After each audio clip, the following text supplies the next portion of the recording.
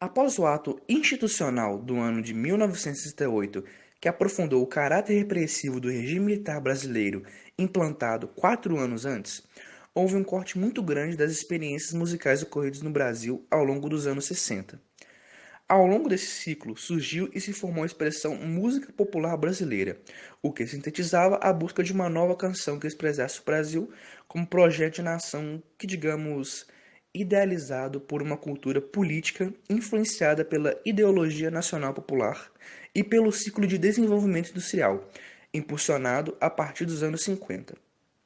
Na hierarquia cultural da sociedade brasileira, a MPB chegou à década de 70, com um alto grau de reconhecimento junto às parcelas de elite de audiência musical. Ainda que alguns setores do meio acadêmico e literário não compartilhassem dessa valorização cultural excessiva demais. Quanto o cinema e o teatro brasileiro como um todo não conseguiram formar um público fixo, mais amplo, a música popular fazia essa vocação de popularidade da cultura política nacional popular, com a nova cultura de consumo vigente após a era milagre econômico, entre os anos de 1968 e 1973. O estilo da música nos anos 80 ele era bem limitado por conta da censura no Brasil pela ditadura militar. Então, as pessoas que produziam as músicas, essas coisas, eles sempre tentavam trazer uma mensagem por trás da música, na maior parte das vezes. Então, é comum ver naquela época músicas abordando paixão, liberdade, esse tipo de coisa, por conta do período que a gente está vivendo, estava vivendo, no caso. A importância da música. A música é reconhecida por muitos pesquisadores como uma mobilidade que desenvolve a mente humana, promove o equilíbrio, proporcionando um estado agradável de bem-estar, facilitando a concentração e o desenvolvimento do raciocínio, em especial em questões reflexivas voltadas para o pensamento. A música é uma das formas de expressão da cultura popular que exerce uma importante função na construção de identidade na sociedade. Ela conseguiu quebrar a barreira das diferenças culturais, possibilitando novas práticas sociais. A música, assim como a arte, sempre foi uma forma de expressão. Os artistas se expressam com o ritmo, com as letras. Pela música, você consegue identificar a forma que as pessoas vivem ou viviam anos atrás, só pela forma que escrevem suas músicas ou pelos assuntos que as músicas nos passam. Para as crianças, ajuda a melhorar a sua memória e seu raciocínio. Ela desenvolve algumas áreas do cérebro de formas que nenhuma outra linguagem é capaz, tornando assim mais poderosas. Além disso, também auxilia no aprendizado matemático e na percepção espacial. Se a criança aprende ou canta alguma música, a memória sequencial dela está sendo exercitada.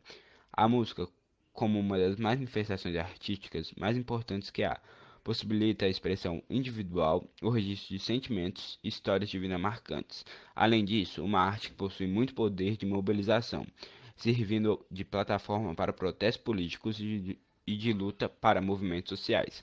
A importância da música popular brasileira no cenário da nossa cultura é inegável. O prestígio de nossa música consolida-se em todo o mundo, podendo ser considerada como um dos símbolos da nossa gente. A música pode controlar relações emocionais, facilitar o entendimento de informações cognitivas, induzir a produção de dopamina e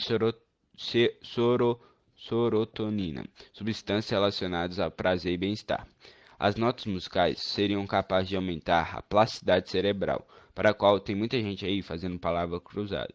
A música popular brasileira, conhecida como MPB, surgiu durante a ditadura militar no Brasil, na década de 60, e como uma nova opção de estilo musical, logo após Bossa Nova, MPB reflete a reunião de ritmos e movimentos musicais já presentes no Brasil, trazendo um novo conceito de música nacional.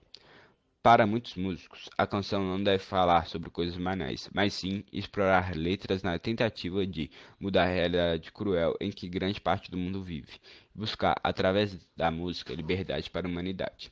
A música com referência ideológica resiste há muito tempo, mas a partir da década de 1960 que a música, como forma de protesto, ganhou popularidade, em especial com as bandas britânicas, com expressividade do rock, levando diversas questões, como, por exemplo, discussões em favor de liberdade de expressão, pelos fins das guerras e do desarmamento nuclear.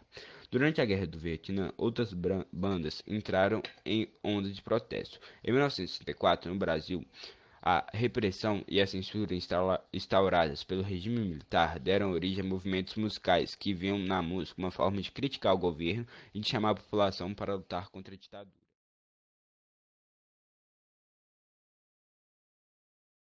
Os anos 70 foram uma verdadeira festa.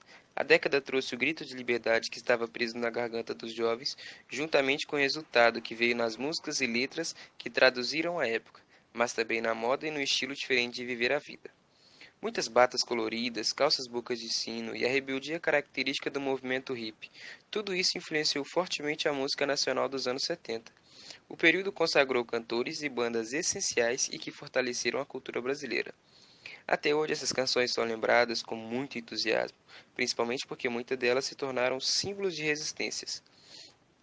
Alguns cantores famosos que marcaram aquela época com suas músicas foram Raul Seixas com sua música Sociedade Alternativa, para começar com energia total, ninguém melhor do que o eterno Raulzito, marcando presença com a música Sociedade Alternativa. Além de definir muito bem o clima da época, a música traz em sua letra os princípios que a juventude almejava: liberdade, igualdade e o direito de fazer o que se desejava. Rita Lee foi outra com sua música Doce Vampiro. Doce Vampiro foi lançado em 1979, dentro do álbum Mania de Você, sétimo da carreira de Rita Lee. O disco fez um grande sucesso apresentando músicas incríveis, como Papai Me Empresta o Carro, Chega Mais e entre várias outras. Clube da Esquina com sua música O Trem Azul. Milton Nascimento e Lô Borges lideravam o Clube da Esquina, um movimento que teve início nos anos 60 em Belo Horizonte. A idade dos jovens músicos que reunir elementos da bossa nova, do rock e do jazz, e os resultados podemos relembrar na música O Trem Azul. Tim Maia com sua música Sossego. Sossego é um dos grandes sucessos de Tim Maia, e até hoje é relembrado em festas dos anos 70 e por artistas em show, com homenagens. No Rock in Rio de 2001, por exemplo, o então guitarrista do Guns N' Roses, Robin Flink, até arriscou uma versão bem bacana da música durante a apresentação da banda. Ora bolas, não me amole com esse papo de emprego. Caetano Veloso com sua música Samba. Sampa. A bela canção Sampa é um verdadeiro hino em homenagem à cidade de São Paulo e foi composta em 1978. A inspiração de Caetano para o verso "E quando cruzo a Ipiranga e a Avenida São João" surgiu porque o endereço ficava perto da casa do cantor. Djavan com a sua música Flor do Lis. Essa lista agora se engrandece ainda mais com a presença de Djavan e sua Flor de Lis, canção de 1976. A música fez parte do primeiro álbum do cantor, a voz, o violão, a música de Djavan, e foi seu primeiro single. Além de outros cantores, lembrando que todos foram importantes para o povo em relação contra a ditadura e A música nos anos 80 foi muito importante, pois ela foi usada como fonte para abrir os olhos da sociedade, para fazer para elas também se questionarem sobre se estava certo ou não o que estava acontecendo na época.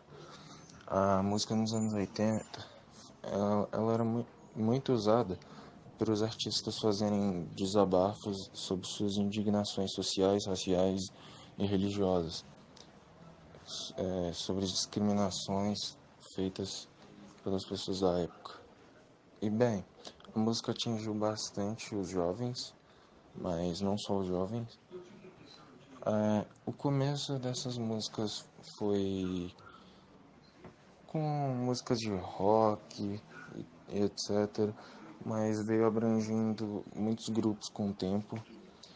E, bem, essas músicas normalmente eram feitas com duplo sentido, para que conseguissem passar o filtro do governo, que costumavam censurar as músicas para que os artistas não conseguissem criticar nem influenciar pessoas a tomar atitudes. E com isso, muitos artistas geniais tiveram grandes ideias, conseguiram escrever grandes letras que conseguiram passar pelo filtro e serem entendidas por muitas pessoas. E essas músicas eram muito importantes para eles, porque para eles fazer música não era simplesmente falar sobre coisas banais. Eles acreditavam que tinham que falar sobre coisas importantes, sobre o que estava acontecendo na sociedade, sobre as discriminações.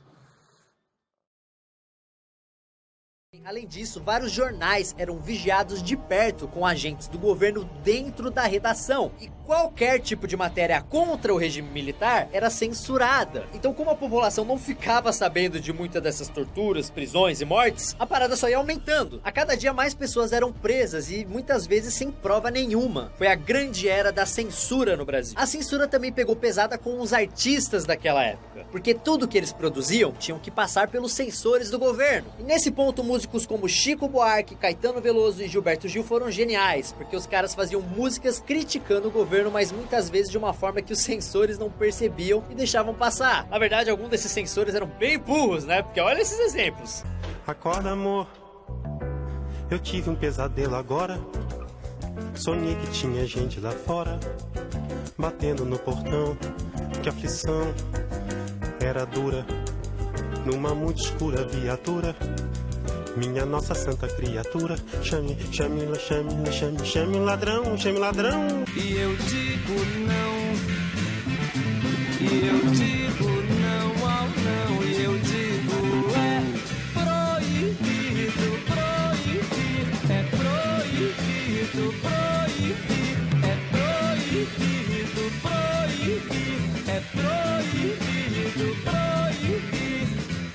Há soldados armados, amados ou não, quase todos perdidos, de armas na mão, nos quartéis lhes